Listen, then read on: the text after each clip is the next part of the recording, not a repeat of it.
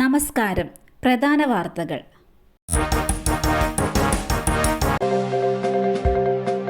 തിരഞ്ഞെടുപ്പിന് പിന്നാലെ 5 ബില്ലുകളിൽ ഒപ്പുവെച്ച് ഗവർണർ. മാസങ്ങളായി പരിഗണനയിലുണ്ടായിരുന്ന 5 ബില്ലുകളിൽ ഒപ്പുവെച്ച് ഗവർണർ ആരിഫ് മുഹമ്മദ് ഖാൻ. ഭൂപതിവ് നിയമഭേദഗതി ബിൽ, നെൽവയൽ നീർത്തട നിയമഭേദഗതി ബിൽ, ക്ഷീര സഹകരണ നിയമ ഭേദഗതി ബിൽ, അബ്കാരി നിയമ ഭേദഗതി ബിൽ എന്നീ ബില്ലുകളിലാണ് ഗവർണർ ഒപ്പിട്ടിരിക്കുന്നത്. നിയമസഭ പാസാക്കിയ ബില്ലുകളായിരുന്നു ഗവർണറുടെ പരിഗണനയിലുണ്ടായിരുന്നത്. ഇതോടെ ഗവർണറുടെ പരിഗണനയിലുണ്ടായിരുന്ന മുഴുവൻ ബില്ലുകൾക്കും അനുമതിയായിരിക്കുകയാണ്. ഹെലികോപ്റ്ററിനുള്ളിൽ വീണു, മമതാ ബാനർജിക്ക് പരിക്ക്. തെരഞ്ഞെടുപ്പ് പ്രചാരണത്തിനായി പോകുന്നതിനിടെ പശ്ചിമബംഗാൾ മുഖ്യമന്ത്രി മമതാ ബാനർജിക്ക് പരിക്ക്. ഹെലികോപ്റ്ററിൽ ഇരിക്കുന്നതിനിടെ വീണ് പരിക്കേൽക്കുകയായിരുന്നു.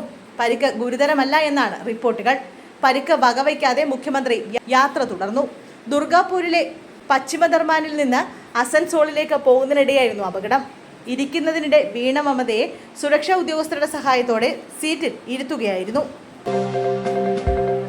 വിവാഹത്തിന് ഇനി ഒരാഴ്ച. നാട്ടിലേക്ക് വരാനിരിക്കെ ദുബൈയിൽ മലയാളി യുവാവിന് ദാരുണാന്ത്യം. കണ്ണൂർ തലശ്ശേരി ചേറ്റൻകുന്ന് സ്വദേശി മുഹമ്മദ് ഷാസാണ് മരിച്ചത്.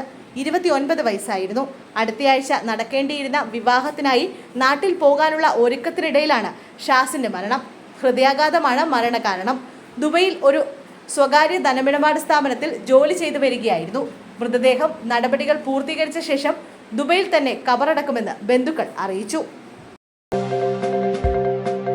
വിമാനത്താവളത്തിൽ ഉംറ തീർത്ഥാടകയായ യുവതിക്ക് സുഖപ്രസവം. വിമാനത്താവളത്തിൽ കുഞ്ഞിന് ജന്മം നൽകി ഇന്ത്യൻ യുവതി. ഉംറ തീർത്ഥാടകയായ 31-കാരിയാണ് സൗദിയിലെ ജിദ്ദ കിങ് അബ്ദുൽ അസീസ് രാജ്യാന്തര വിമാനത്താവളത്തിൽ കുഞ്ഞിന് ജന്മം നൽകിയത്. ഉംറ നിർവഹിച്ച ശേഷം സ്വദേശത്തേക്ക് മടങ്ങിപ്പോകുന്നതിനായി തയ്യാറെടുക്കുന്നതിനിടയിൽ വിമാനത്താവളത്തിൽ വെച്ച് യുവതിക്ക് പ്രസവ വേദന അനുഭവപ്പെടുകയായിരുന്നു. വിമാനത്താവളത്തിലെ മെഡിക്കൽ സംഘമാണ് യുവതിയുടെ പ്രസവമെടുത്തത്. പുൽപ്പള്ളിയിൽ വീണ്ടും കടുവയിറങ്ങി. 2 പശുക്കിടാങ്ങളെ പിടിച്ചു. വയനാട് ജില്ലയിലെ പുൽപ്പള്ളി സീതാമോണ്ടിൽ കടുവയിറങ്ങിയെന്ന് നാട്ടുകാർ. കളപ്പുരയ്ക്കൽ ജോസഫിന്റെ 2 പശുക്കിടാങ്ങളെയാണ് കടുവ പിടിച്ചത്. 1.5 മാസം പ്രായമുള്ള പശുക്കളാണ്. പശുക്കളെ മേയാൻ വിട്ടപ്പോഴാണ് സംഭവം. ഉച്ചയ്ക്ക് ശേഷം 2:30-യോടെയാണ് കടുവ ഇറങ്ങിയത്. തൊട്ടപ്പുറത്തെ കർണാടക കാടുകളിൽ നിന്ന് കടുവ എത്തിയതാകാമെന്നാണ് വിലയിരുത്തൽ. വനംവകുപ്പ് സ്ഥലത്തെത്തി പരിശോധന തുടങ്ങി. ഫെബ്രുവരി അവസാനം മുള്ളൻകൊല്ലിയിൽ നിന്ന് WWL 121 എന്ന കടുവ കെണിയിലായിരുന്നു. ഈ വർഷം 5 കടുവകൾ വയനാട്ടിൽ വനംവകുപ്പിന്റെ പിടിയിലായിട്ടുണ്ട്. നക്സൽ നേതാവ് കുന്നേൽ കൃഷ്ണൻ അന്തരിച്ചു. കേരളത്തിലെ നക്സൽബാരി പ്രസ്ഥാനത്തിലെ പ്രധാനിയായിരുന്ന കുന്നേൽ കൃഷ്ണൻ അന്തരിച്ചു. 85 വയസ്സായിരുന്നു. തിരുവനന്തപുരത്ത് RCCയിൽ അർബുദത്തിന് ചികിത്സയിലായിരുന്നു. 1948-ലാണ് കൃഷ്ണൻ തൊടുപുഴയിൽ നിന്ന് വയനാട്ടിലെ വാളാടെത്തുന്നത്. ഹൈസ്കൂൾ പഠനകാലത്ത് KSFൽ ചേർന്ന് നക്സലൈറ്റ് വർഗീസിനൊപ്പം പ്രവർത്തിച്ചു. കായണ്ണ പോലീസ് സ്റ്റേഷൻ ആക്രമണം, കേണിച്ചിറ മഠത്തിൽ മത്തായി കൊലക്കേസ് അടക്കം നിരവധി ജന്മിമാരെ ആക്രമിച്ച കേസിലെ പ്രതിയാണ്. പിടിയിലായപ്പോൾ കക്കയം ക്യാമ്പിൽ അതിക്രൂരമായ പോലീസ് പീഡനത്തിന് ഇരയായിട്ടുണ്ട്. മരിക്കും വരെ നക്സലൈറ്റ് ആശയങ്ങളിൽ അടിയുറച്ചു നിന്നിരുന്നു കുന്നേൽ കൃഷ്ണൻ. ദേശീയപാതയിൽ നിന്നും പെരുമ്പാമ്പിനെ പിടികൂടി. ദേശീയപാത നിർമ്മാണവുമായി ബന്ധപ്പെട്ട് മാന്തി മാറ്റിയ മരക്കുറ്റിയിൽ നിന്നും കൂറ്റൻ പെരുമ്പാമ്പിനെ പിടികൂടി. നീർക്കുന്നം തേവരനട ക്ഷേത്രകുളത്തിന് സമീപത്ത് റോഡ് നിർമ്മാണ ഭാഗത്താണ് പാമ്പിനെ കണ്ടത്.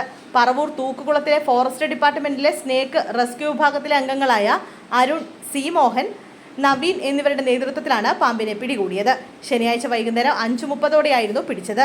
പ്രത്യേകതരം തുണിസഞ്ചിയിൽ പിടിച്ച പെരുമ്പാമ്പിന് 7 അടി നീളവും 30 ഇഞ്ച് വണ്ണവും 100 കിലോയുടെ താഴെ ഭാരവും തോന്നിക്കുന്നതാണ്. ഉമ്മൻചാണ്ടിയുടെ വിശ്വസ്തൻ MA ലത്തീഫിനെ കോൺഗ്രസ് തിരിച്ചെടുത്തു.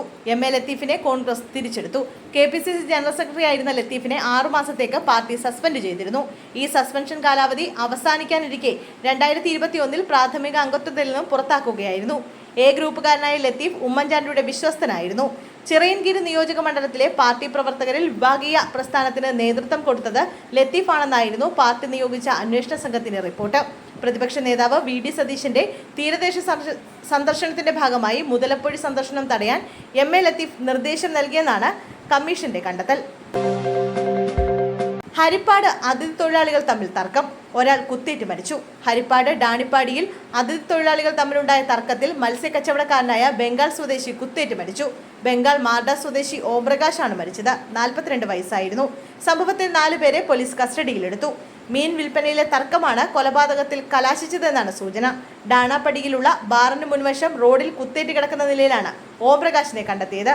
മൃതദേഹം ഹരിപ്പാട് താലൂക്ക് ആശുപത്രി മോർച്ചറിയിൽ സൂക്ഷിച്ചിരിക്കുന്നു. പോലീസ് കേസെടുത്ത് അന്വേഷണം ആരംഭിച്ചു. 1.5 കോടി രൂപയുടെ സ്വർണം അടിവസ്ത്രത്തിൽ ദ്രാവക രൂപത്തിൽ ഒളിപ്പിച്ചു കടത്തി. തിരുവനന്തപുരം വിമാനത്താവളത്തിൽ വൻ സ്വർണ്ണവേട്ട. 1,05,00,000 രൂപയുടെ സ്വർണവുമായി പിടികൂടി. അടിവസ്ത്രത്തിൽ ഒളിപ്പിച്ച നിലയിലാണ് സ്വർണം കണ്ടെത്തിയത്. തിരുവനന്തപുരം സ്വദേശിയെ കസ്റ്റംസ് കസ്റ്റഡിയിലെടുത്തു. എയർ കസ്റ്റംസ് ആണ് സ്വർണം പിടികൂടിയത്.